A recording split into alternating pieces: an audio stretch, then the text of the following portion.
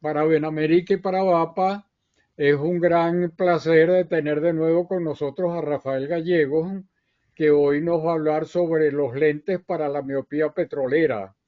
Rafael es ingeniero de petróleo, estuvo 23 años con PDVSA, en Corpoven fue ingeniero de operaciones de yacimientos, de planificación en ANACO, Caracas, Zulia, Barinas y Apure.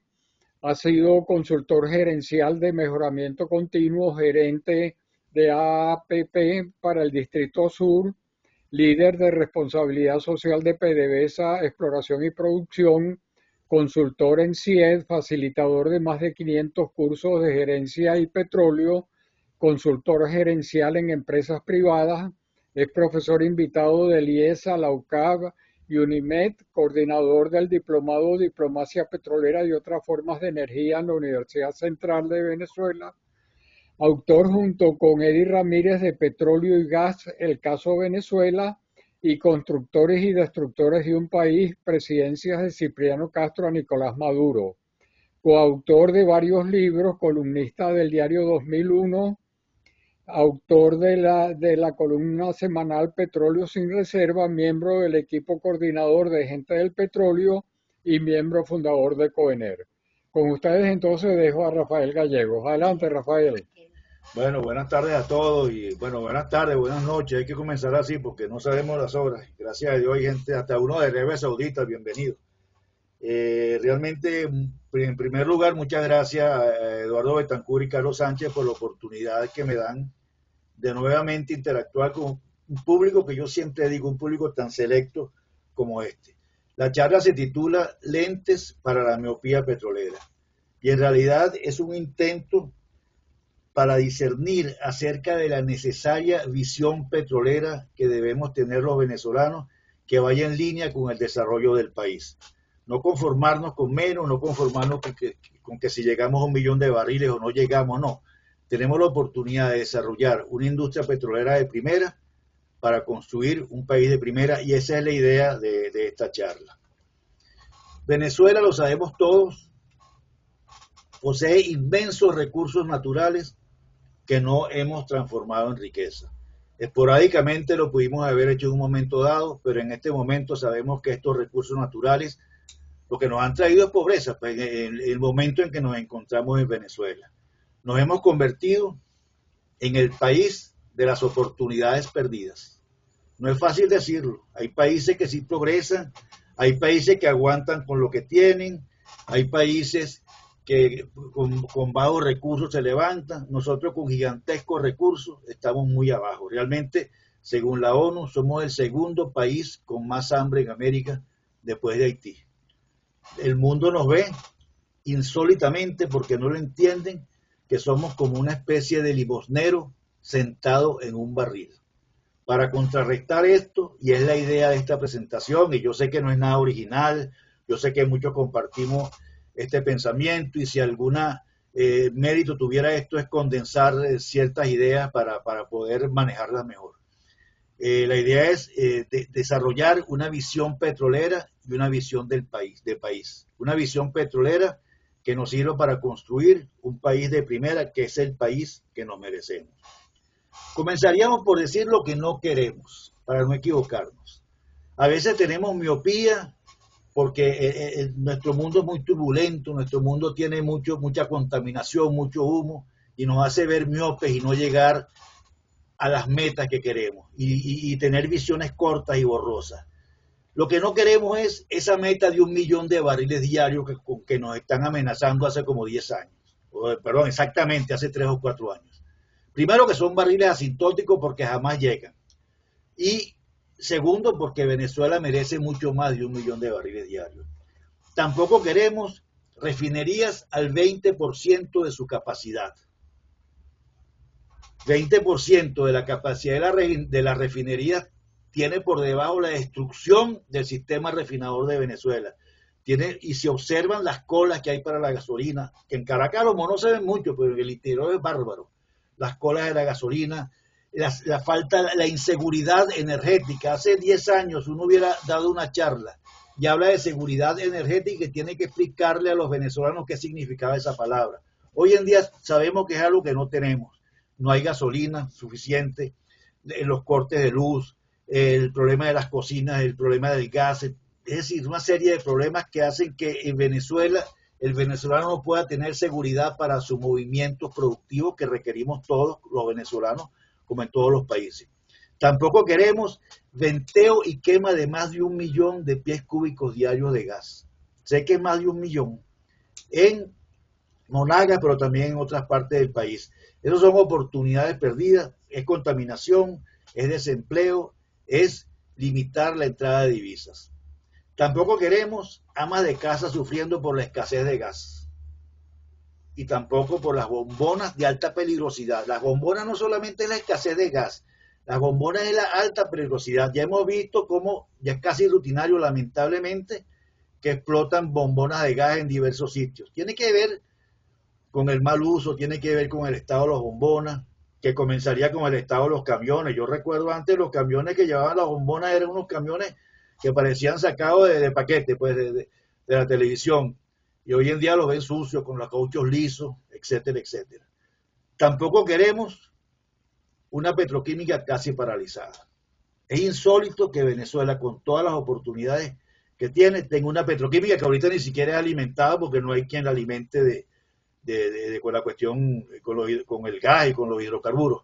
Pero además de eso, gerencialmente debe tener inmensos problemas como tiene el resto del país, el resto de las instituciones públicas.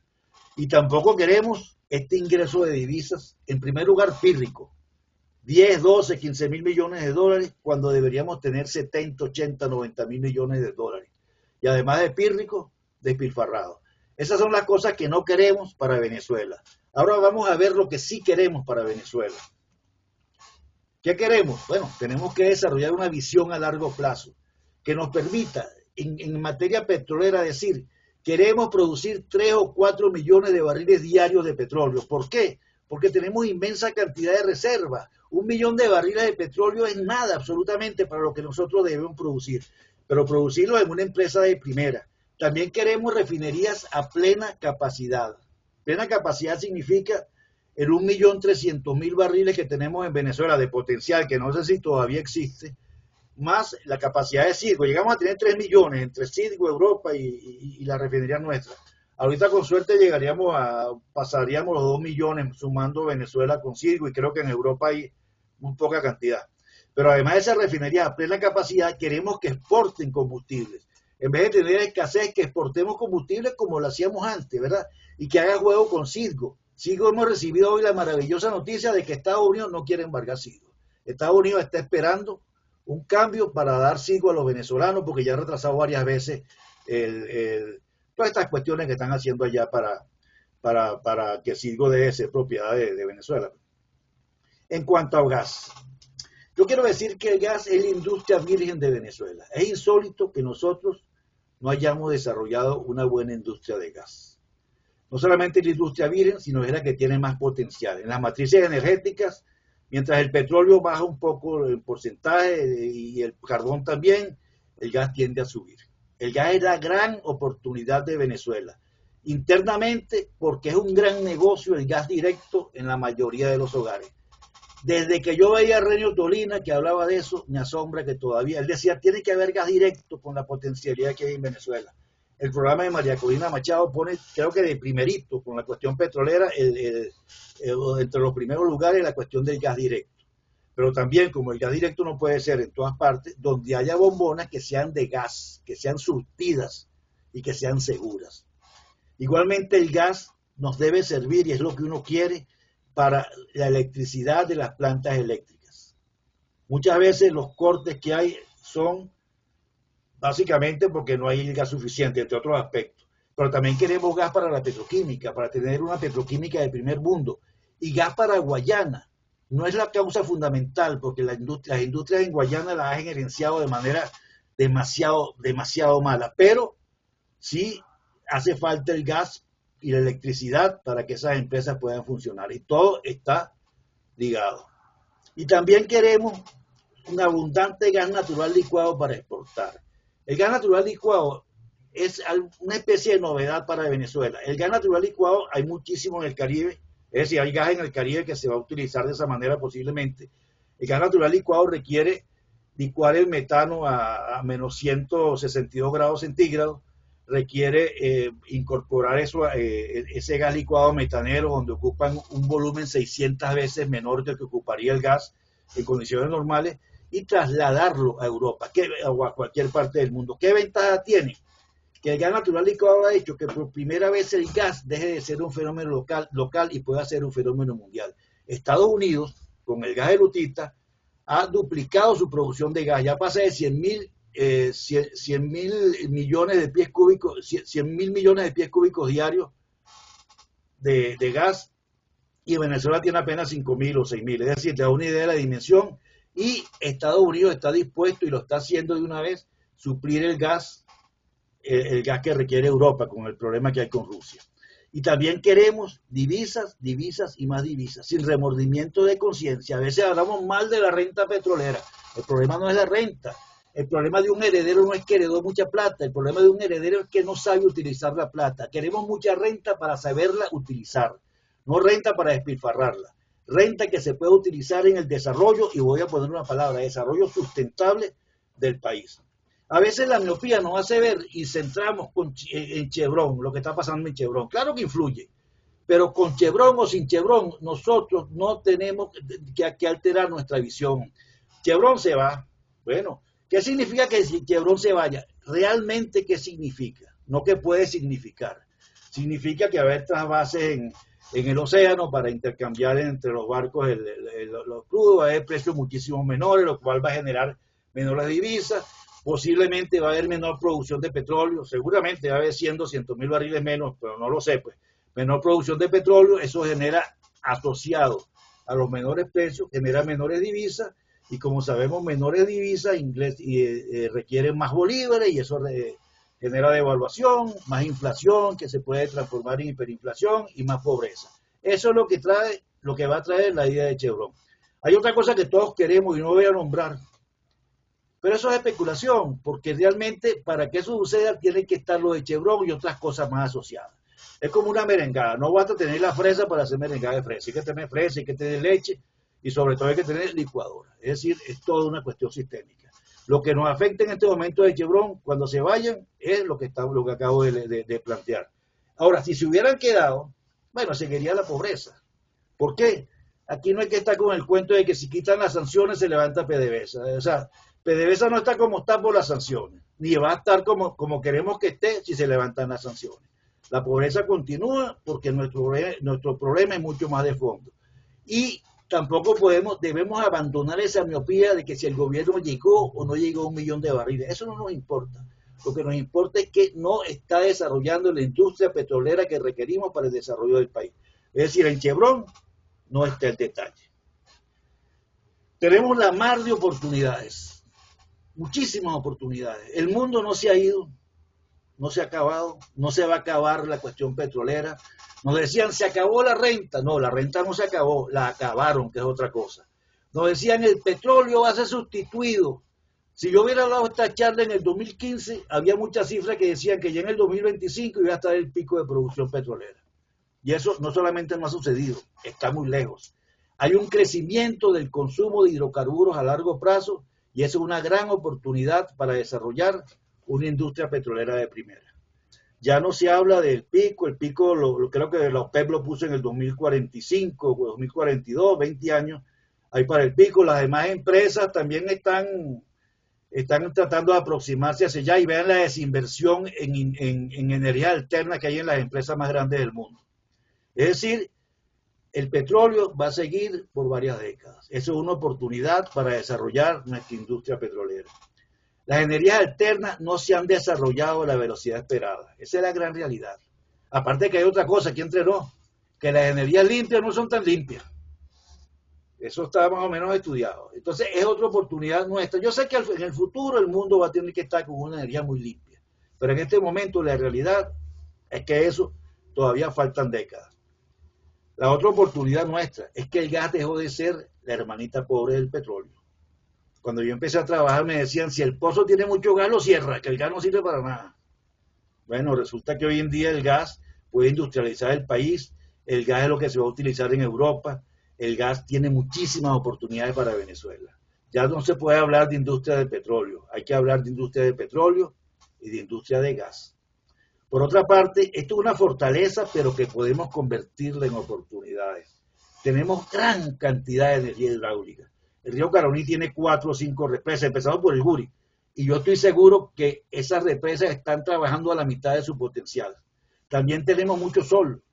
Parece mentira, pero no todos los países tienen este sol. En el Falcón dicen que tiene el mayor promedio de sol, de temperaturas solares en el mundo. El mayor promedio más estable, porque Arabia tiene más sol en la mañana, pero mucho frío en la noche. En el promedio, acuérdense que con la cuestión del almacenamiento, que es la falla que tiene la energía solar del almacenamiento, bueno, aquí se facilita, pues tenemos esa gran potencialidad. Y tenemos también mucho viento en Venezuela. También pienso en Falcón. Falcón es un solo ventarrón, bueno, pero hay muchos sitios también. Es decir, Venezuela tiene oportunidad de exportar energía hidráulica, de aprovechar las potencialidades del sol para energía solar y las potencialidades del viento para energía eólica. Igualmente, otra oportunidad es los avances de la tecnología de captura y almacenamiento de carbono. Por supuesto que no se ha convertido en disruptiva, pero la solar y la eólica tampoco, ahí se está compitiendo. ¿Por qué es buena la tecnología de almacenamiento de carbono para Venezuela? Porque Venezuela tiene muchísimos yacimientos ya inutilizados que pueden utilizarse para almacenar el carbono. Se extrae de los sitios, por CO2 se lleva hasta los yacimientos. Es muy importante, no todos los países tienen esa oportunidad.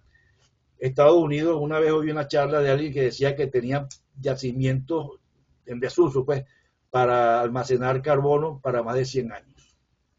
Es decir, esa oportunidad también la tiene Venezuela. Entonces, lo que tenemos en azul en la presentación es las estrategias que yo creo que debemos buscar. No podemos estarnos lamentando que se acabó la renta, que la renta es mala, que el petróleo contamina. No, vamos a ser estratégicos, vamos a limpiar el petróleo. De hecho, el petróleo se ha venido limpiando desde hace mucho tiempo. ¿Por qué? Yo recuerdo la gasolina de plomo, ahora es gasolina verde. Yo recuerdo cuando yo trabajaba en las petroleras que la fosa de desperdicio era algo espantosamente sucio y espantosamente hediondo. Ya cuando, ya del 2002, pues, cuando votaron a mucha honra, como digo yo, a la gente del petróleo, ya se estaban limpiando, ya quedaban jardines en la fosa.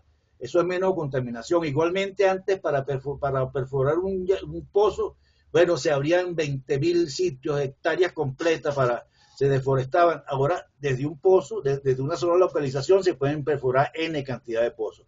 Eso quiere decir que el petróleo está descontaminando, y si contaminamos a esto, la captura y almacenamiento de carbono, no es una lumpia pensar en limpiar el petróleo. Esa debe ser nuestra estrategia. Igualmente, la industria petrolera debe estar asociada a esas energías alternas que se van generando que contaminan menos. Debe estar, o sea, a lo mejor electricidad con una fuente hidráulica, con una fuente que no genere contaminación.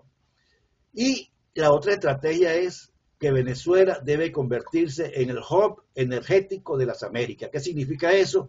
Un centro exportador de energía petrolera, energía de gas, energía hidráulica, energía solar, energía eólica y todos los tipos de energía. Esa oportunidad tampoco la tiene casi ningún país. Y podemos hacerlo y recuerden que el primer deber de cualquier gobernante de cualquier país del mundo es garantizar la seguridad energética, y no todos la producen, sino que tienen que importarla. Verbigracia, Estados Unidos mismo, China, cualquier país de Europa. ¿Y quién la puede exportar? Nosotros. Es una gran oportunidad que tenemos de desarrollar la industria y convertirnos, aparte de la industria petrolera, en el hub energético de las Américas. Vamos a echar un vistazo por el vecindario. Aquí está América Latina, la producción. Colombia tiene pocas reservas.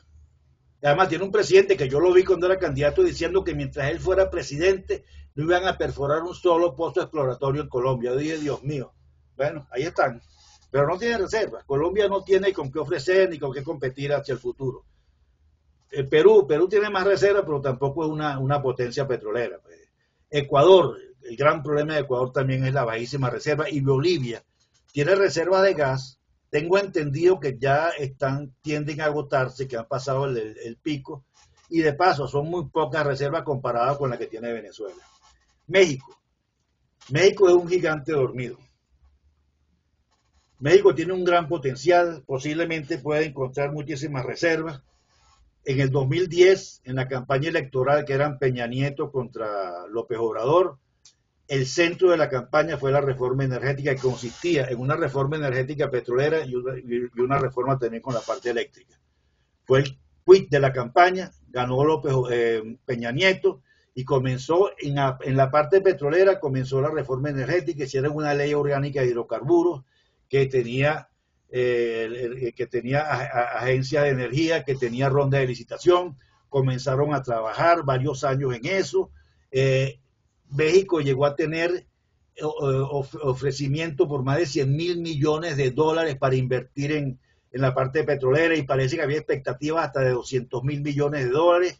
Eso podía hacer revertir lo que es el Golfo, porque el Golfo de México, bueno, el Golfo de América, como dicen ahora, la parte de América, la parte de Estados Unidos, estaba lleno de taladros y de actividad. Y la parte mexicana no, por aquello que tienen los mexicanos, uno no entra en eso, porque por supuesto ellos le quitaron la mitad del territorio, la Revolución Mexicana de por medio, pero ellos todavía confunden la soberanía del petróleo con la operación del petróleo. Y las inversiones, bueno, hay que saberlas manejar. Pero lo cierto es que México, cuando llegó López Obrador, paró la reforma energética, inclusive le dio muchísimo dinero a Pemex, para creo que 7,000 millones de dólares para construir esa refinería, creo que se llama de Dos Bocas. Hasta ahora no han construido la refinería y México apenas va por 1.400.000 barriles de petróleo en decadencia. Creo que este mes subió 6,000 barriles, pero como cosa excepcional. México debería estar en 3, 4 millones de barriles, o sea, es un gigante dormido en cuanto a reservas. Cuando resucite México, va a ser un buen competidor. Argentina tiene un magnífico futuro con la lutita, aunque tiene problemas de ubicación y tiene problemas de transporte y una serie de aspectos, pero tiene un buen futuro y también puede ser un buen competidor en América Latina. Brasil es un extraordinario productor, pasó los 4 millones, posiblemente va para 5, pero es un bajo exportador, alto productor, bajo exportador. ¿Por qué? Porque Brasil es un país que requiere 3, 4 millones de barriles diarios de consumo para poder tener sus actividades. Brasil es un país, bueno, muy superior al resto de América Latina en estos aspectos. Entonces, Brasil no compite así con Venezuela en ese sentido. Guyana, digan lo que digan, sí, va para 1 millón de barriles, pero va por 600, 650. Pero el crecimiento de Guyana es limitado. Pues. ¿Por qué? ¿Cuál es la reserva de Guyana? 11,000 millones de barriles. La de Venezuela oficial, que sabemos que no es cierto y lo vamos a hablar ahora, es 300,000. La de Arabia 200,000. La de Estados Unidos, que no es mucha, es 40,000. Ese 11,000 es una reserva que no es para competir con Venezuela. Pues. Canadá surte a Estados Unidos con más de 3 millones de barriles diarios, pero tiene baja expectativa de crecimiento. Y además el crudo de Canadá, todos sabemos que no es un crudo cualquiera, el crudo de Canadá no es con taladro, es con pala, se saca el petróleo, se monta en correa, de la tierra se monta en correa, se lleva a un sitio, le sacan el petróleo, la devuelven y todavía tienen que volver a poner en los bosques y tienen que volver a sembrar. Eso es sumamente caro. Hay quienes dicen, no, que la faja no es negocio, claro que es negocio comparado con Canadá. Pero bueno, Canadá surte a Estados Unidos y tiene poca expectativa de crecimiento hacia el futuro. Pues. Y Estados Unidos es el primer productor mundial, claro, espectacular lo que han hecho con la lutita, de 5 millones de barriles hasta 13 millones en apenas 20 años. Es extraordinario, yo creo que es el crecimiento más alto de la historia, pues, de que se tenga noticias. Ahora, como les decía, Estados Unidos lo que tiene 40,000 millones de barriles. Si ustedes multiplican lo que produce anualmente a 13 millones, son como 5,000 millones de barriles al año, 40,000 millones para 8 años. Dicen que el pico está en 5 o 6 años. O sea, Estados Unidos realmente no es que va a crecer más ni que va a continuar. Estados Unidos debe comenzar a bajar y eso también es una oportunidad para Venezuela. Venezuela tiene el mayor potencial de crecimiento de América Latina. Nosotros podemos levantar 3, 4 millones de barriles en 7 u 8 años y eso es maravilloso y de paso tenemos en el Golfo de México hay capacidad aparte que tenemos Silgo, la capacidad de las refinerías pesadas creo que es unos 4 millones de barriles, pero la capacidad para procesar crudo pesado es unos 4 millones de barriles. Eso es muy importante que veamos el vecindario, pero yo quisiera sumar otra cosa en cuanto a la geopolítica mundial. Si nosotros sumamos las producciones de estos países que les he nombrado, llega casi a 30 millones de barriles. Bueno, creo que producimos igual o más que los OPEP sin meter la plus de los OPEP sola. ¿Qué quiere decir?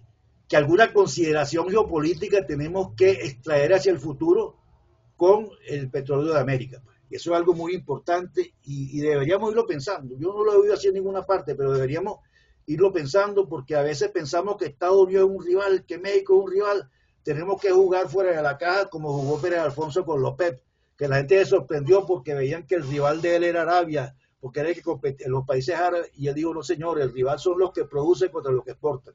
Tenemos que desarrollar una dicotomía en ese sentido para poder mercadear mejor nuestro curso y ser más potencia energética. Ya no estamos hablando de Venezuela, sino de América. Pero para poder llegar a donde queremos, tenemos que eliminar muchos paradigmas. Tenemos falsos paradigmas. Yo diría que más allá de eliminar paradigmas, también tenemos que desarrollar una cultura de valores para el desarrollo de una Venezuela que sea una democracia petrolera, junto a las dos, porque vamos a seguir siendo petroleros por 30, 40 años, y hay valores que tenemos que rescatar. Ahora, yo sé que este público tan selecto sabe que estos paradigmas son falsos. Simplemente yo los agrupo, pero también los insto a que nosotros tenemos que ser maestros ante una comunidad que sí cree en estos paradigmas para enseñarlos que la industria petrolera tiene muchas características en las cuales tenemos que manejar, tenemos que tener creencias que deberán ser productivas y no falsos paradigmas que lo menos que son es improductivo. El primer paradigma, el petróleo fluye solo. Qué barbaridad, y se lo dicen a uno en la cara. El petróleo requiere y hay que venderlo, muchísima tecnología, es más, es punta de lanza de la tecnología en el mundo. Otro paradigma, y aquí entra mucha gente, la soberanía consiste en que el Estado opere el negocio. Eso es una falsedad. La soberanía consiste en que el Estado controle su negocio, planifique su negocio y que nos ayuden muchísimas empresas privadas. Y digo esto porque cuando uno va a hablar a algún sitio, uno dice privatización y la gente brinca. Bueno, es una palabra mal puesta, porque privatización abarca mucho. Privatización abarca el que vende esto rematando, privatización abarca el que hace una ley orgánica de hidrocarburos y lo hace poco a poco, privatización abarca el mismo gobierno que quiere meter empresas de cualquier tipo. Privatización es una palabra, pero requiere ser canalizada. Sin embargo, cuando se la decimos al público, simplemente la gente se aterra porque cree que privatizar es entregar nuestros recursos. No, estamos entregando para que lo opere alguien y aprovechar mejor nuestros recursos. Eso hay que venderlo. Otro falso paradigma, y ese está muy regado en Venezuela, porque es demasiada la publicidad, la propaganda del gobierno. Las sanciones son las culpables de la debacle de PDVSA. Bueno, todos sabemos que las sanciones llegaron después de la debacle. La debacle comenzó, bueno, cuando dijeron que PDVSA era un Estado dentro del Estado, cuando votaron a mucha honra a los 23.000 trabajadores en el 2002, que es como dejar sin médico en un hospital. Pero bueno, la empresa comenzó a decaer. Hay quienes dicen, no, que se mantuvo en 2 millones y pico durante 8 años. Sí, es verdad, pero no se olviden que debería estar en 5 millones y pico, porque ese es el plan de PDVSA, levantar hasta el 2005, creo, la producción hasta casi 6 millones de barriles. Ellos apenas la tuvieron en 2 y de repente se vinieron abajo. ¿Por qué? Los ayudó la inercia. Esa inercia que existe cuando uno frena un carro, que el carro sigue rodando. Bueno, esa inercia fue lo que los ayudó durante un tiempo. Después PDVSA se vino abajo porque una empresa no se levanta únicamente ni con proclamas, ni diciéndole a los que no le corresponde que dirijan la empresa, etcétera, etcétera. Entonces las sanciones no son las culpables y la prueba está en que si mañana levantan las sanciones de PDVSA, eso no, las sanciones que afectan a PDVSA, eso no quiere decir que el país se va a levantar, que la industria se va a levantar al otro día, porque hay muchísimos más factores para poder de verdad levantar la empresa. Lo otro es, PDVSA es recuperable, otro falso paradigma.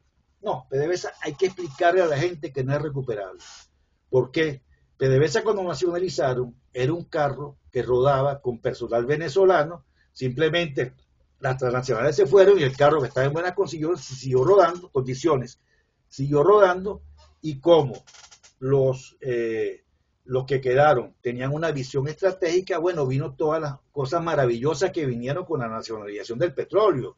Vamos a decir dos nada más, el cambio de patrón de refinación y la internacionalización, y hay muchas más. Hoy en día PDVSA es básicamente un carro chocado con pérdida total. ¿Quién va a arreglar un carro chocado con pérdida total? Simplemente hay que hacer reingeniería. No es PDVSA. Es hacer una nueva industria petrolera. Eso es algo que hay que explicarle a la gente porque PDVSA no puede levantarse, pero no puede levantarse porque prácticamente sería como hacer un ave fénix. Otro falso paradigma: los productos del petróleo son del pueblo y deben ser gratuitos. Bueno, tuvimos gasolina gratis durante muchísimos años, se la llevaban para Colombia, creo que se llevan el 20% de la producción. Y eso comenzó con Rómulo Betancourt en los años 40, porque él bajó los precios de los combustibles y dijo, no, si somos un país petrolero, no podemos estar pagando igual que los de afuera. Claro, comenzamos pagando seguramente poco, pero con el tiempo eso se volvió gratis. Y hay que explicarle a la gente que PDVSA perdía 15.000 millones de dólares por regalar la gasolina, hasta el año 2000 más o menos. O sea, cuando la PDVSA anterior, la SUR, pues. Otro falso paradigma: para ser directivo de PDVSA no hace falta ser petrolero. Bueno, no voy a comentar esto porque hay muchísimos ejemplos. Aunque ser petrolero no es ser ingeniero petrolero, ni es ser geólogo. Es ser una persona que conozca el negocio petrolero. Y para ser directivo, una persona que además de conocer el negocio petrolero, tenga una gran capacidad gerencial. Eso también lo cree la gente, que cualquiera puede dirigir la empresa. El otro paradigma: es más negocio vender a China que a Estados Unidos. Bueno, eso es como tener un kiosco en Katia y vender a la gente de Petare, o al revés. No. Si uno tiene un negocio en Katia y satisface a los clientes de Katia, bueno, exporta, pues como hacen las empresas, y se va entonces hacia clientes de Petare. Igualmente nosotros, pues tenemos el mercado de Estados Unidos, está 3 días en barco, China está como que es a 20 días. ¿Cómo vamos a venderle más a China que a Estados Unidos? O sea, es más negocio vender al que esté más cerca, pues. Ese paradigma también nos está afectando. Y el otro es que las empresas petroleras siempre dan ganancias. Rockefeller dijo que el mejor negocio del mundo es una empresa petrolera bien administrada. Y el segundo mejor negocio del mundo, una empresa petrolera mal administrada. Pero es que no vio a PDVSA, ni se le imaginó. O sea que sabemos que las petroleras no siempre dan ganancias, y no solamente que no dan ganancias siempre, sino que si no se administran de manera estratégica, se deja de ganar muchísimo dinero y muchísimas oportunidades. Ahora, el más falso de todos los paradigmas, el número uno, y que tenemos que quitarnos de la cabeza a todos los venezolanos, es que somos ricos. Venezuela es un país rico. A la gente nadie le sacaba de la cabeza que éramos un país rico, incluyéndome yo. Pues no vamos a...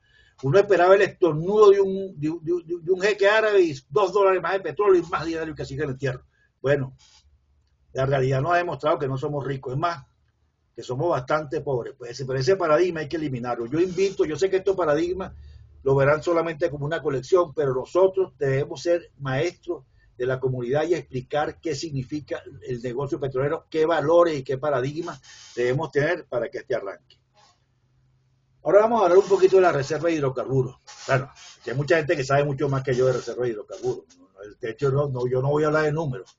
Simplemente lo primero que voy a decir es que no es cierto que Venezuela tenga las mayores reservas petroleras del mundo. Hay una reserva política que, como todos sabemos, subieron el factor de recobro en la faja y entonces pasaron de 100.000 a 200.000 millones de barriles de reserva, y Venezuela quedó con 300.000 millones por arriba de Arabia Saudita. Bueno, ese arriba de Arabia Saudita, Gustavo Coronel, el admiradísimo Gustavo Coronel, dijo que suponiendo que tuviéramos los 300.000 millones de barriles de reserva, nosotros teníamos whisky 4 años y Arabia Saudita whisky 18 años. Bueno, compare. Pero además de eso, sabemos que la cifra no es tal, pues. Muchos geólogos han venido inclusive disminuyendo los 200.000, lo llevan a 100.000, 80.000. Yo creo que ese número depende de cada geólogo, pero realmente el mensaje ¿cuál es? Que no tenemos la mayor reserva del mundo, pero tenemos muchísimas reservas. Voy a poner un ejemplo aquí. Si produjéramos 4 millones de barriles por 30 años, eso significaría 45.000 millones de barriles de petróleo que produciríamos en esos 30 años. Tenemos más que eso. O sea, y nosotros no vamos a producir 4 millones por 30 años. O sea, que tenemos muchísimas reservas, cosa que no puede decir ninguno de los países que nombré en América Latina. Es decir, petróleo sí hay. Y en cuanto al gas, insisto, la industria virgen de Venezuela. El gas es la 7ª reserva mundial. Ustedes ven la lista de las reservas de gas, Venezuela es la 7ª.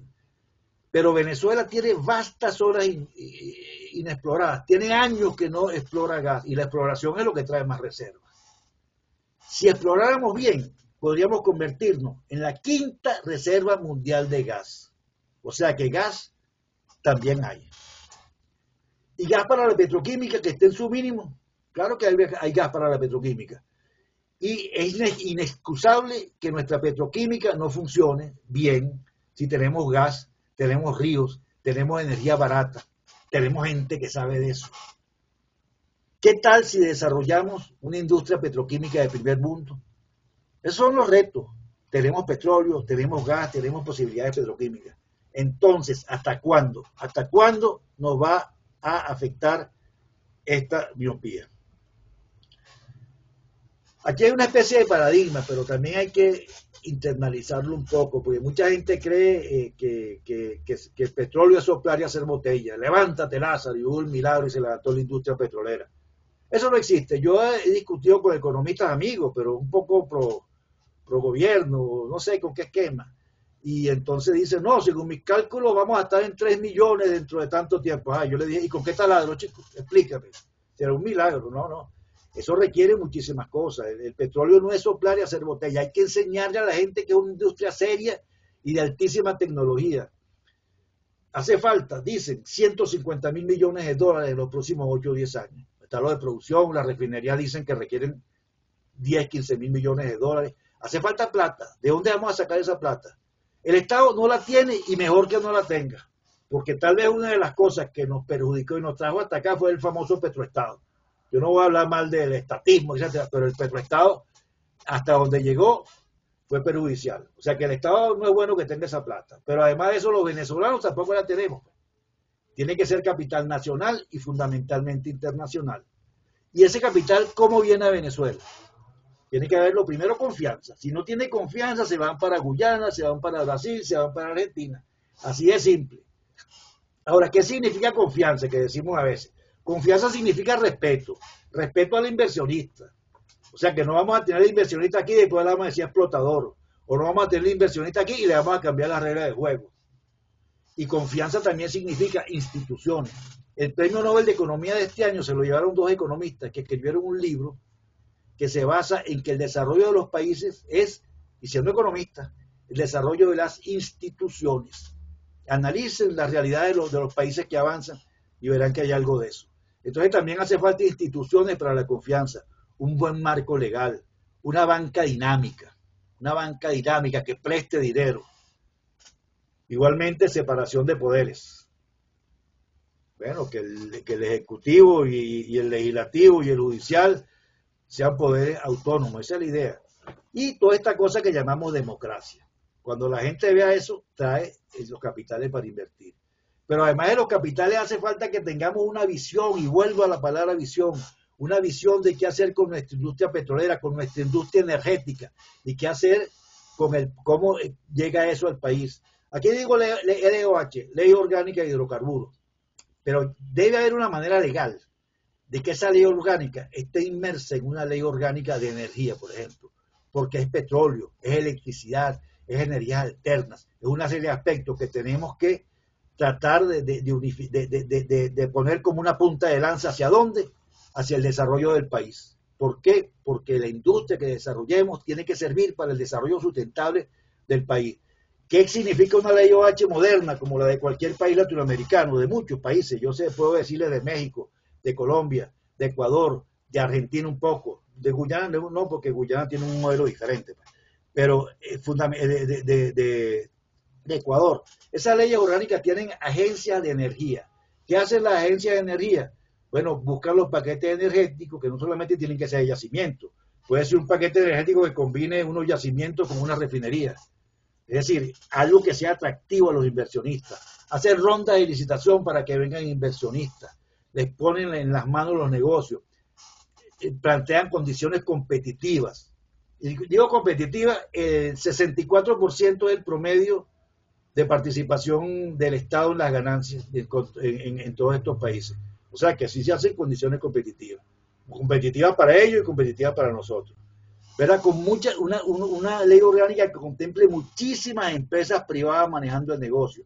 Y el gobierno Yo no digo que no puede haber una empresa estatal muy pequeña, pero que compite igual con las demás. Pero el gobierno, el rol fundamental es que sea el planificador del negocio, porque el petróleo es nuestro, y el regulador del negocio. Esa es la idea. Entonces no es levántate Lázaro. La industria energética, la industria petrolera requiere muchísimas inversiones, pero más que inversiones requiere muchísima gerencia. Y más que gerencia requiere muchísima estrategia.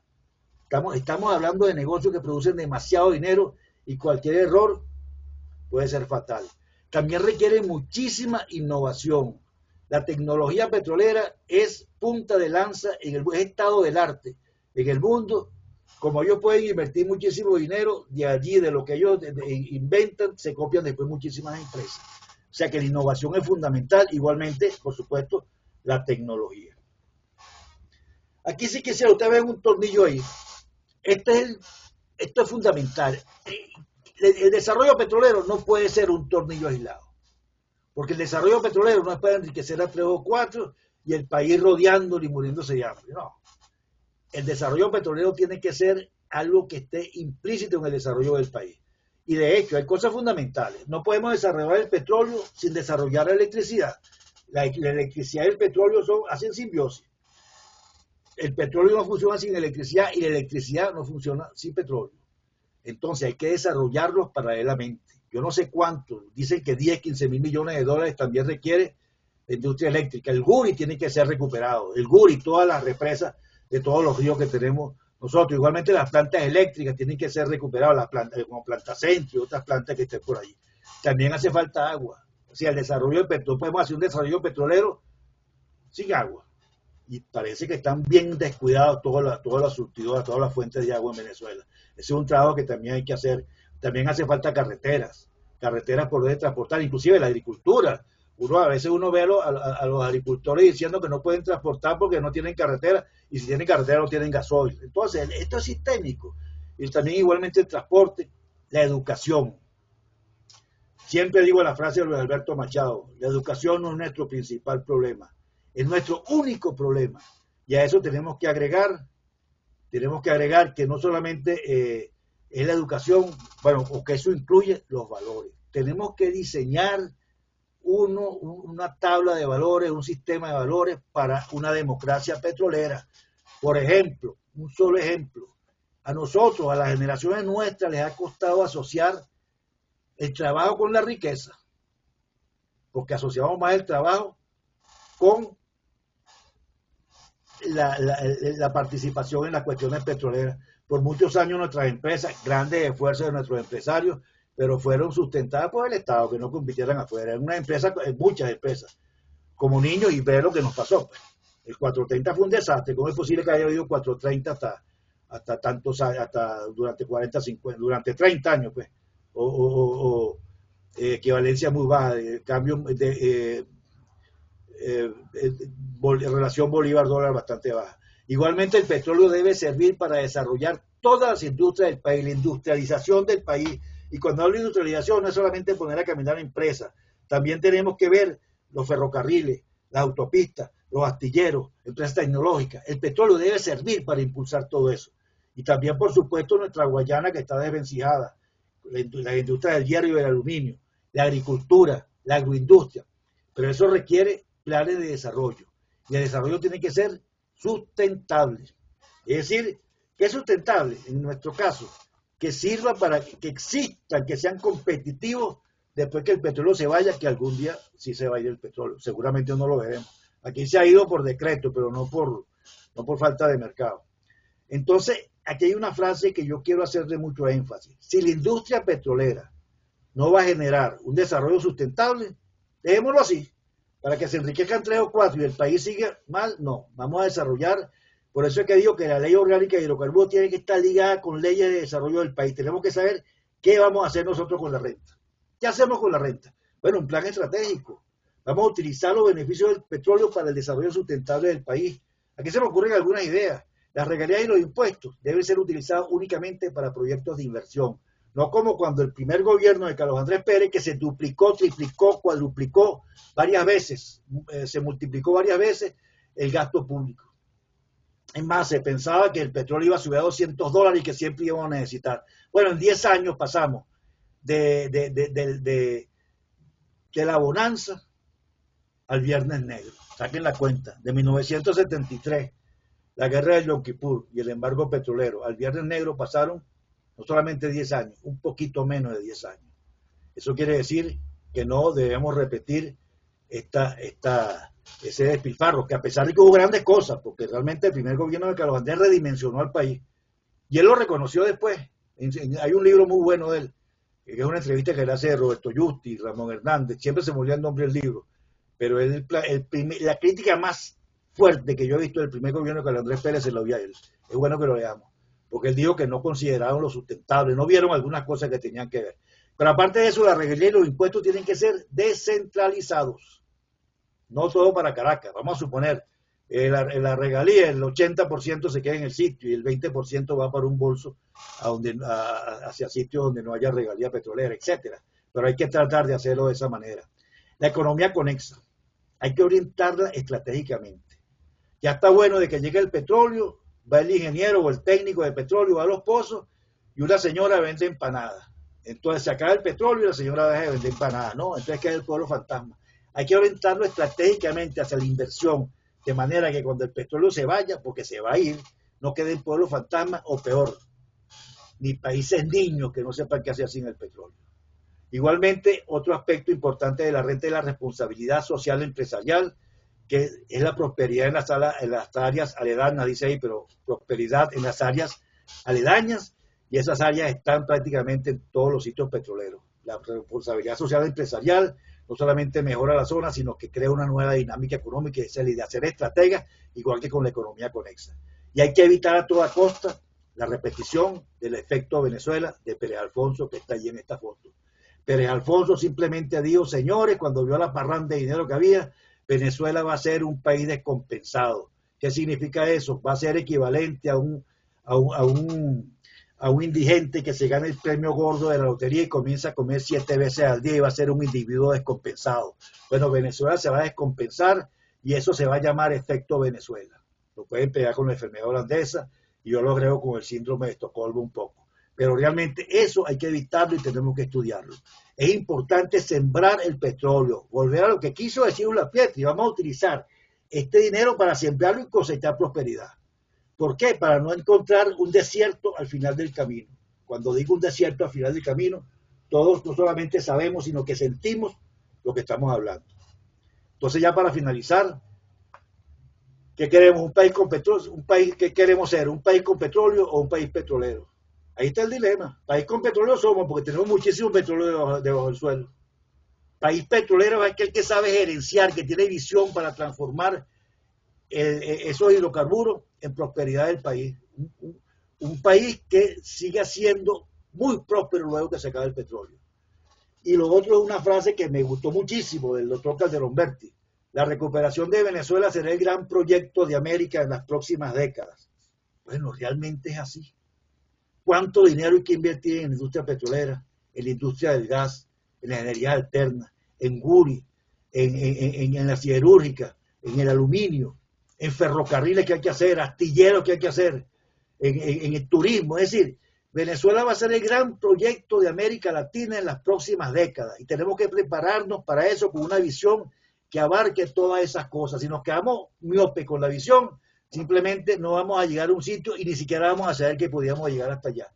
Es muy importante la frase esta de Calderón Berti, que el proyecto de América en las próximas décadas es Venezuela. Y les digo algo, ¿qué va a pasar? Que en vez de ser un país en diáspora, vamos a ser un país que ya lo vivimos, con muchísima inmigración y tenemos que aprender a manejarlo. Es un mensaje para los políticos que estén en el gobierno en su momento. Entonces, si tenemos reservas, como hemos visto, tenemos tradición petrolera. Venezuela es el país con más técnicos petroleros por kilómetro cuadrado en el mundo entero. Tenemos talentos, tenemos oportunidades como las que vimos. La geopolítica nos está ayudando. Es urgente que pasemos en reparación la parábola de los talentos. En esa parábola de los talentos de Jesucristo, somos el que le dieron muchos talentos y después no supo qué hacer con ellos. Estamos raspados, pero tenemos una oportunidad de reparar. Y hay países que lo han hecho. Ahí está Japón. Japón luego de 2 bombas atómicas ha podido meterse a guerrillero y pelear contra Estados Unidos, no, utilizó la calidad como el arma secreta del dragón. Singapur también vino de abajo. Europa, dirán, no, Europa es más culta que nosotros, sí, pero Europa quedó totalmente destrozada después de la Primera Guerra Mundial. Y Europa ahorita debe ser el ejemplo del mundo en muchos aspectos. Costa Rica, para que no decir que estamos hablando de países lejanos. Costa Rica bastó, bueno, no solamente eso, pero un gran político que tuvieron que fue Figueres, que debería ser que uno de los grandes líderes latinoamericanos, bueno, eliminó las Fuerzas Armadas y Costa Rica no tuvo ningún golpe de Estado. Y Costa Rica es de lejos el país más próspero de América Central. Y cuidado, con Chile es el país más próspero de América. Panamá, cuando yo era pequeño, Panamá y Dominicana eran los países más pobres. Bueno, luego Haití, pero... Y sin embargo, vean cómo se ha levantado Panamá y Dominicana. Extraordinario. Y Chile estuvo a punto de ser declarado país desarrollado y lo agarró el terremoto. Pero Chile tiene unos grandes avances con todos los efectos que pueda tener. Entonces el reto nuestro es hacer una industria próspera para un país próspero. Entonces, quiero finalizar con esto. Venezuela, política y petróleo. Bueno, es un pequeño homenaje al gran libro del gran Rómulo Betancourt. Pero es que en Venezuela es política y es petróleo. Tenemos que tener políticas y tenemos que utilizar las técnicas del petróleo. Una cosa sistémica para poder salir adelante. ¿Por qué? Porque la solución petrolera pasa por la solución política. Eso es inevitable. Hay alguien que dice que el petróleo es 90% política y 10% producción. Bueno, a lo mejor no es el porcentaje. Seguramente es mitad y mitad. Pero es la política y es las tecnologías. Y finalmente la visión petrolera debe ser una visión de país. Si no, va a ser una visión miope. Entonces aquí pongo el ave fénix. Tenemos que ser un ave fénix. Y no aceptemos menos porque tenemos con qué convertirnos en un ave fénix. Bueno, muchas gracias a todos. Gracias a ti, Rafael. Ya puedes dejar de compartir. Bueno, entonces, dicho todo esto, vamos ahora a prender las cámaras y vamos a pasar a la sesión de las preguntas del chat. La primera pregunta que te hacen es la siguiente. ¿Has considerado el hidrógeno como una de las tecnologías más prometedoras y que tenemos la posibilidad por la generación eléctrica de ser clave para el hub energético? Y además, tenemos inventos de compañeros para recobrar crudos y demás hidrocarburos, macrofosas, fosas por doquier, guanoco, etcétera. Sí, bueno, yo creo que aquí en hora de esta, hora como esta es para los, como decía Aquilenazo, los poderes creadores del pueblo. El hidrógeno, sí, el hidrógeno verde parece que es maravilloso y parece que tenemos oportunidades. No lo nombré para no tosigar con tanta energía y porque yo sé que todavía le falta, que todavía es bastante costoso, pues dice que Chile hay mucho desarrollo. Pero lo que pasa es que para sustituir hace falta tres aspectos. Uno que para sustituir el combustible, uno que sea más económico, otro que sea más limpio y otro que sea económico, limpio y que tenga capacidad calórica. Y hasta ahora ninguno ha sustituido al petróleo en ese sentido, pero el hidrógeno va por buen camino y sería maravilloso. Y lo otro, bueno, los poderes creadores. Aquí hace falta, aquí hay muchísima gente que sabe muchísimo de petróleo. Muchísima gente. Yo diría que miles y miles que todos pueden aportar con inventos, porque esto no va a ser que la gente se venga a trabajar, no, va a haber gente de afuera que inclusive va a trabajar por las computadoras, otros que vienen con inventos, otros que vienen con empresas. Los muchachos nuestros, muchos van a venir, o sea, esto puede ser algo extraordinario, pues, y aquí hace falta todas esas cosas que estamos nombrando. Gracias por esa pregunta, era muy interesante. Rafael, deja de compartir, que no has dejado todavía. Ya va, yo juraba que ya iba a compartir. Dale stop sharing ahí en share. Ya va, aquí tengo control, en control. No, abajo donde dice share, compartir, le das stop sharing. Yo no tengo eso. Déjame sacarte, déjame ver si yo te puedo sacar un solito. Oye, ¿qué pasó? Pero no vas a decir que soy yo, pero es que no la veo. Bueno, comparte tú, Carlos, para que... ok, ya. Bueno, ya se ve, no, pues todavía se ve. No, ya lo voy a sacar ya. Ok, perfecto. Gracias. Ok, te preguntan, ¿puedes desglosar cómo se van a invertir 150.000 millones de dólares en 8 o 10 años? Bueno, la verdad es que no lo sé, pero sí sé que hay todas las proyecciones que hay para los próximos 8 o 10 años hablan de más de 100.000 millones de dólares. me imagino que sería alrededor de 10, 12 mil millones de dólares en producción. Bueno, que es fuerte, pero es la manera de levantar, pues, es la manera de levantar. ¿Cuánto cuesta un pozo petrolero? Un pozo petrolero hoy en día no cuesta menos de 20 millones de dólares, los estudios que hay que hacer, los equipos que hay que traer, es decir, son inversiones bastante fuertes. No las puedo desglosar, sé que las he visto, sé que en perforación y yo la mayoría, porque hay que ver algo.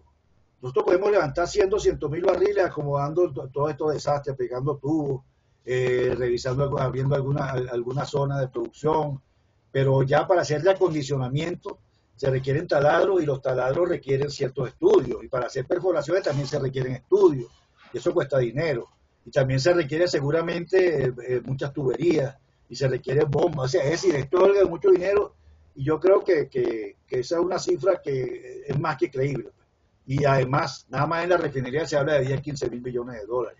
Es decir, yo no me atrevo a decir una cifra exacta ni a desglosarla, pero es lo que he leído, entre 100 y 150 mil millones de dólares. Si tú tienes 50.000 millones, ¿prefieres gastarlo en la industria petrolera o en la industria del turismo? En Venezuela preferiría gastarle en la industria petrolera, y lo digo por todo el cañón, porque eso es que venga un turista y no tenga carretera, o no tenga luz, o tenga ese turismo pobre que tiene que echar una planta en tal hotel para que la gente vaya, eso no camina. Nosotros no somos un país con potencial turístico, pero el primer motor nuestro es el petróleo, y además el turismo requiere educación. ¿Y de dónde sale la plata para la educación? O sea, nuestra realidad es que somos un país petrolero. Yo prefiero gastarlo en petróleo, porque sé que el petróleo tiene muchísima potencialidad de generar turismo y generar otras cosas, si bien utilizado, que es lo que yo digo. Pues. Tenemos que utilizar una industria petrolera, canalizarla hacia el desarrollo integral del país. Te preguntan, cuando se acabe con PDVSA, ¿qué se hace con la gente que está allí? Bueno, hay muchos planes en ese sentido. PDVSA hay 85 mil personas. Hay quienes dicen, tampoco es lo que uno lee, porque, que hay como 30, 40 mil que no son del negocio. Hay como 40 mil más. Ahí inclusive hay un plan estratégico, plan táctico de emergencia, para que trate un poco eso.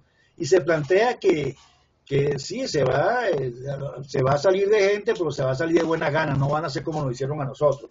Se va a salir de buena gana, se va a reorganizar la industria, a mucha gente se va a reentrenar para que quede allí. Es todo un proceso de reingeniería, pero no es que la gente va a salir y se va a botar, no. Ahí todo el mundo va a quedar muy bien y unos van a quedar adentro, otros afuera, otros se van a jubilar, va a haber muchas cosas que hacer. Es la realidad, porque lo otro que no se puede hacer es dejarlo todo adentro, porque entonces, ¿qué estamos haciendo? Y aparte de que PDVSA se prepara, se estabiliza y se optimiza para prepararla para una nueva ley orgánica de hidrocarburos, lo que se va a hacer con la industria petrolera en el futuro. Dice, uno se cansa de oír cartas al niño Jesús. Lo primero es lo primero. ¿Cuál es el plan? Bueno, yo no sé si es una carta al niño Jesús. Una carta al niño Jesús me está pidiendo que me dé esto y esto y esto. Yo he hablado y les digo, señores, hay un plan. ¿Cómo comienzan los planes? Por el FODA, fortaleza, oportunidad, debilidad y amenaza. ¿Con qué comienzo yo? Con las oportunidades que tenemos. Y basado en esa oportunidad y basado en nuestra fortaleza, entonces vamos a hacer un desarrollo del país. Pues yo he hablado un poquito del PTE, de la emergencia, que trata de ver cómo se atiende, y hay todo un plan para eso. Luego hay una ley orgánica que es la que va a canalizar cómo se va a desarrollar la nueva industria petrolera. Yo digo que la ley orgánica de hidrocarburos parte de la visión que tengamos del petróleo y la visión que tengamos del país.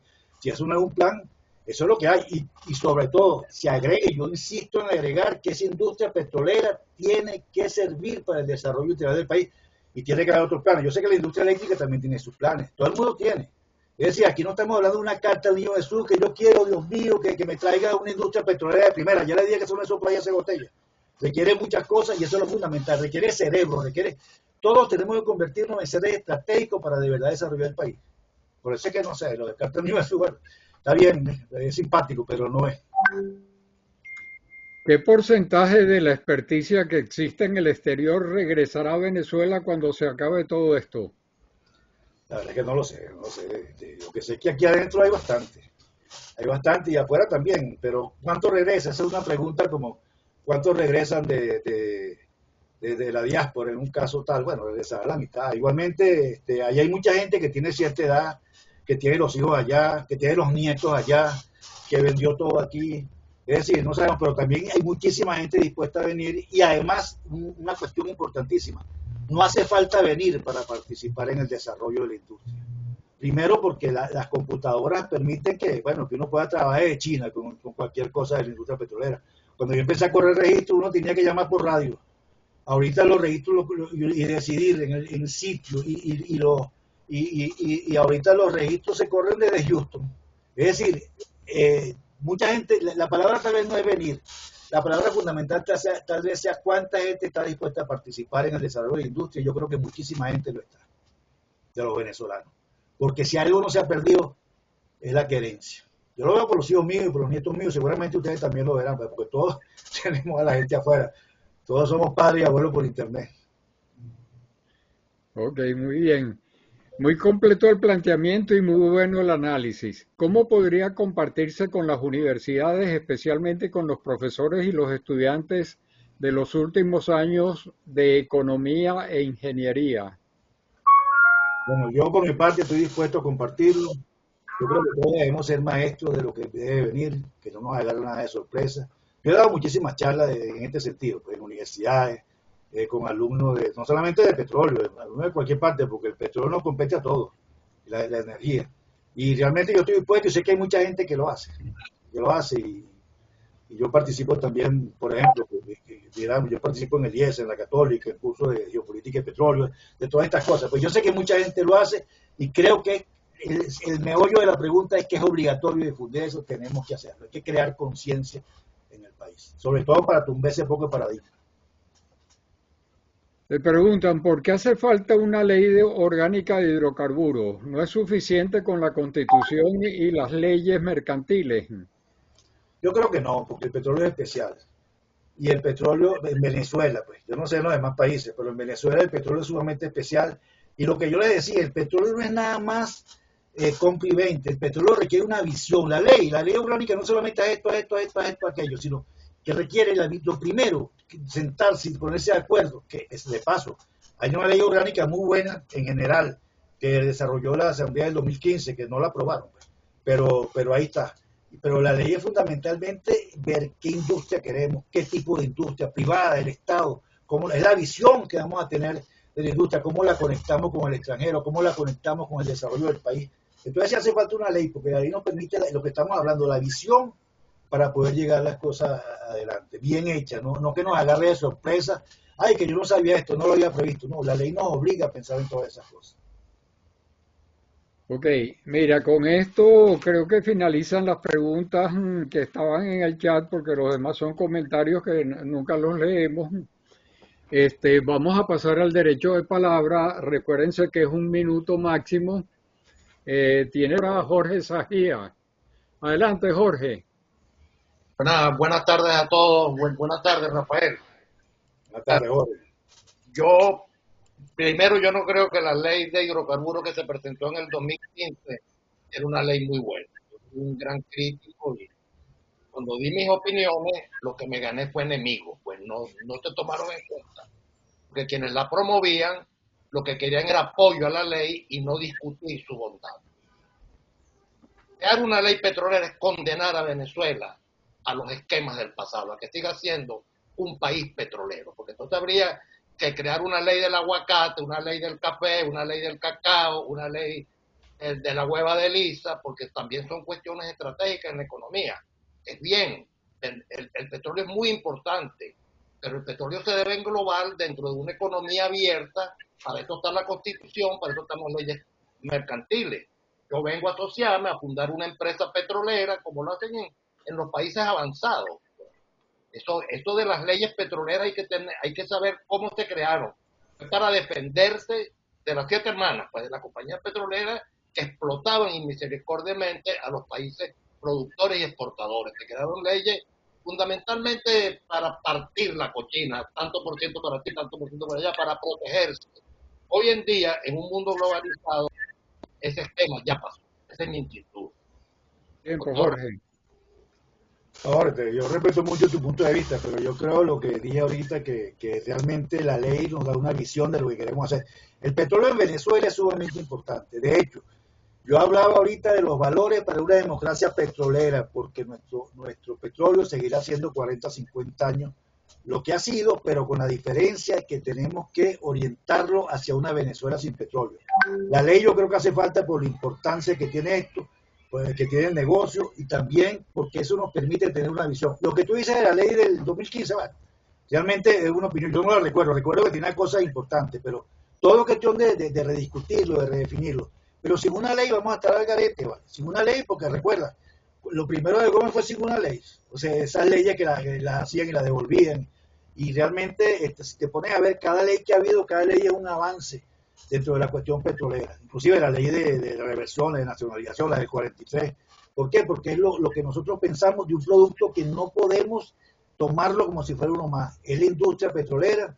Y como decía, no solamente hacia el futuro, la industria petrolera, la industria energética, porque tenemos el deber de convertirnos en el hub energético de la América. O sea, es una opinión. Yo sé que tú no compartes eso, pero realmente creo que nos da la visión. Y gracias por la pregunta. Va a ser a Lino Carrillo mientras tanto. Adelante, Lino. Bueno, si me oyen. Sí. Perfecto. Mira, yo quería tocar el tema de la lista del Niño Jesús, ¿no? Rafael tocó el punto que existe un plan táctico de emergencia que fue desarrollado por gente nuestra, expertos en todas las áreas medulares del negocio y lo que llaman ellos funciones habilitadoras. Ese plan táctico es la retoma del control de la industria. Una visión que mencionaba Rafael de sentar las bases para la futura privatización de la industria. El detalle está. Hay algo que es una incógnita grande, ¿no? Y se supuso en la elaboración de ese plan unas condiciones que se van a conseguir en los primeros días de la industria. Eso hay que validarlo a través de auditorías, pero hay un plan bien detallado para transitar desde que empieces hasta que empiece la parte de la privatización. Gracias. Bueno, gracias, Lino. Realmente eso refuerza un poco lo que yo estoy diciendo. Pues sí hay un plan, y yo sé que además del plan petrolero hay un plan eléctrico, hay otros planes. El país tiene que tener planes porque no podemos ir al garete otra vez. Inclusive, el artículo que yo acabo de escribir ahorita, que lo mandé, se llama anverso y reverso de la nacionalización. Esas cosas hay que discutirlas. Hay que discutirlas porque del pasado vamos a extraer el futuro, pero es importante que seamos estrategas, que no nos agarre de sorpresa. La cuestión de Venezuela fue muy buena durante 50 años, pero no éramos sustentables. Es decir, hay cosas que tenemos que discutir, pues, y creo que una ley ayuda, y sí hay mucha gente planificando. El PTE son yo creo que son como 400 o 500 personas, la verdad, los equipos. Y gente que sabe de cada área. Gracias, Lino. Juan tiene este programa hace como 10 años, chicos. Bueno, tiene la palabra Jorge Sajía. Casualmente reforzando lo que dice Lino y lo que dice lo que dice Rafael del hub energético de las Américas, bueno, es lo que viene diciendo María Corina. Y antes de meterme en este chat, estaba ahí con Daniel Chirinos y el presidente, creo que estaba hablando precisamente, habló mucho de eso. Eso es indudablemente de que el mundo entero, voy a leer unas palabras que las puse en el chat, que las escribí hace mucho tiempo. El mundo entero está muy pendiente de Venezuela porque la experiencia dice que aquí habrá trabajo honesto y creador de grandes dimensiones. Y en los próximos años, este rico y generoso país se va a convertir en el polo de atracción de las mayores empresas del planeta, sustentado por su potencial energético, petróleo, gas, carbón, hidroelectricidad y minerales radioactivos, que apuntalarán la recuperación de su talento humano disperso por el mundo, la reparación de todas las infraestructuras de servicios y la regulación de políticas sociales. Esto lo escribí hace como 5 o 6 años, ¿no? En uno de los editoriales que se llamó El Ave Fénix, por cierto, que también hizo una cuestión. Y quiero hacer un comentario de la ley, y perdóname. Tiempo, Jorge. La ley que se creó en el 2015, perdóname, no solamente decía que había que generar riqueza, ¿qué tal?, sino cómo el Estado, había unos artículos que decían, el Estado va a aplicar esto en salud, en educación, ¿qué tal? Una ley que le diga al Estado en qué va a aplicar los recursos obtenga de ella, por favor. Es una ley que tiene una falla de origen, o sea, muy deficiente, muy deficiente. Cuando hice comentario me trajo enemigo. No, Ok. no me tomaron en cuenta, porque o apoyaba o era enemigo. Eso lo digo en forma general para llamar la atención sobre la forma en que nos relacionamos los venezolanos, pues. Bueno, tiene la palabra Pedro Figueroa. Figueroa, adelante Pedro. Sí. Colega gallego, felicitaciones. No me cabe la menor duda de que sus palabras tienen una combinación muy fuerte entre su cerebro y su corazón. Lo que usted ha dicho es lo que espera y ha esperado por muchos años nuestra gente. Con tan solo recordar que el 0,2% de la población venezolana se dedicó a manejar el petróleo para generar el 98% de los dólares que venían del exterior, o sea, generar la riqueza. O sea, planes y proyectos, somos expertos en eso, podemos hacerlo. Lo que sí creo que yo le agregaría a sus palabras, después de tener 70 años de experiencia como ingeniero petrolero y de gas, es educar a nuestros niños, a nuestros jóvenes. No le hemos puesto el mismo empeño que hemos puesto a la producción y a toda la parte tecnológica, a la parte humana de los niños. Yo pertenezco a una institución aquí en Estados Unidos que se llama, en Tulsa, Oklahoma, que se llama Junior Achievement. Y Tiempo, a los Pedro. niños desde el kindergarten están enseñando lo que significa que es una empresa y muchas cosas más. O sea, en conclusión, le están enseñando a gerenciar su vida. Y eso es lo que nos falta. Claro que no tenemos que esperar tanto tiempo, pero agregándole a sus emocionales palabras, yo le pondría algo equivalente a Junior Achievement. Tengo 10 años trabajando con ellos y enseñando desde kindergarten hasta los estudiantes del último año de bachillerato. Gracias.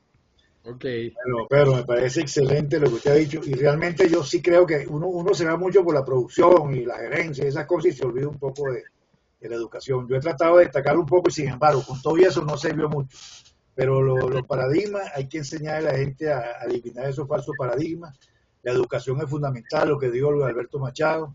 Y yo doy curso de gerencia y a veces le digo, claro, los alumnos de uno son gente que trabaja entre 25 y 55 años, digo yo, pues el estándar. Y yo le digo, oye, pero yo lamento que yo tengo que enseñarle gerencia después de viejo, porque eso no lo enseñan en kinder. O sea, la cuestión de los valores, la cuestión de los procesos, y nosotros tenemos que ir hacia allá. Y estoy totalmente de acuerdo, la educación es fundamental.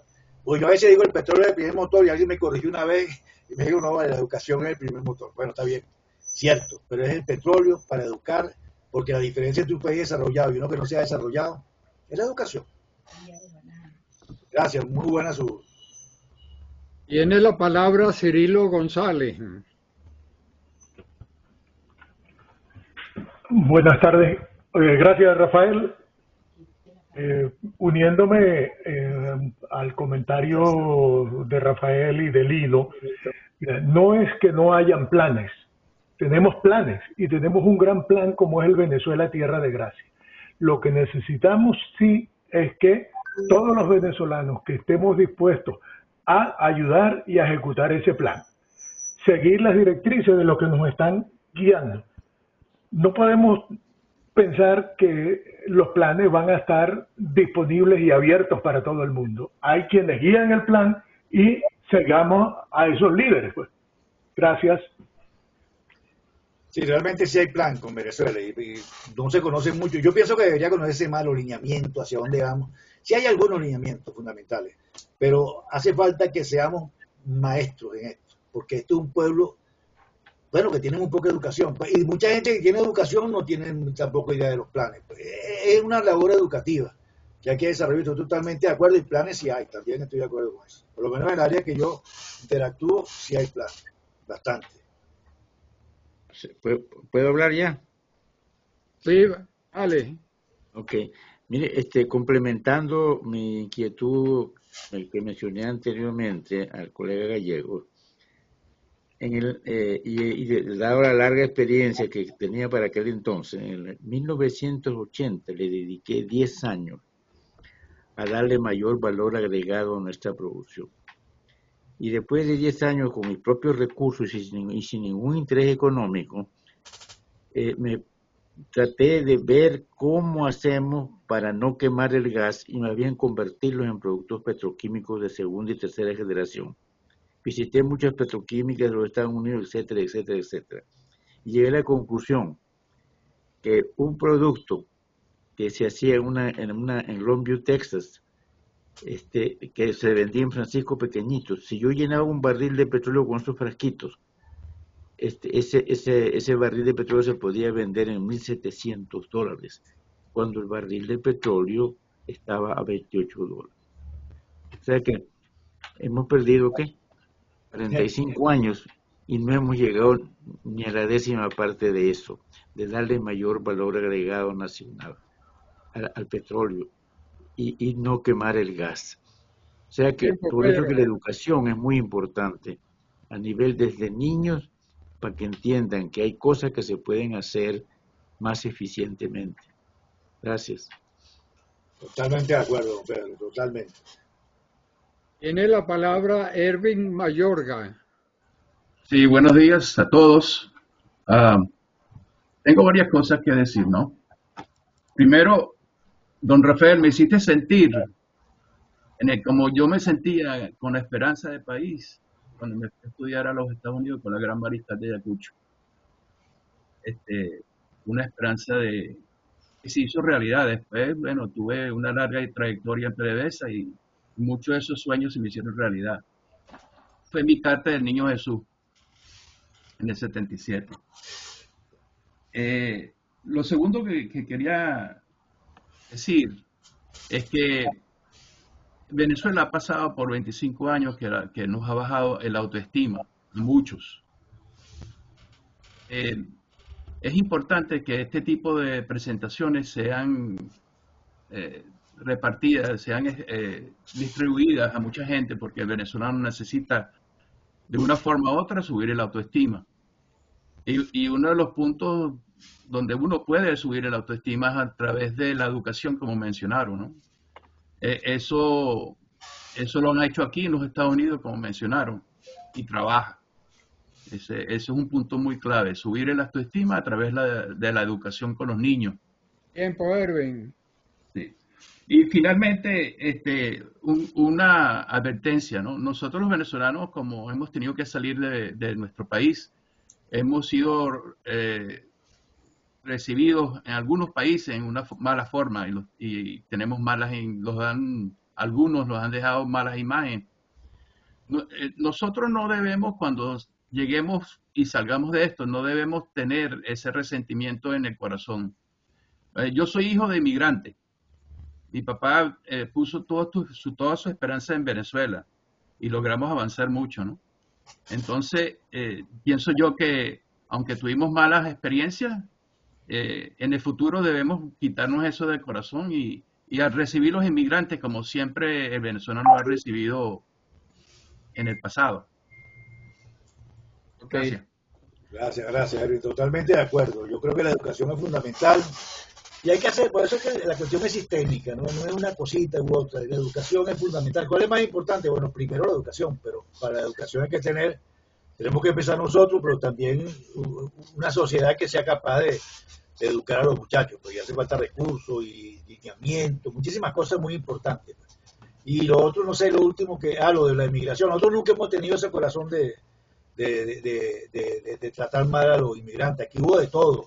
Y lo volverá a ver, acuérdense de mí, lo que tenemos que tener es el corazón, pero con buena política. Pero realmente lo va a ver. Pues esto es un país como decía Luis Justi, ahora sí lo creo un poco condenado al éxito.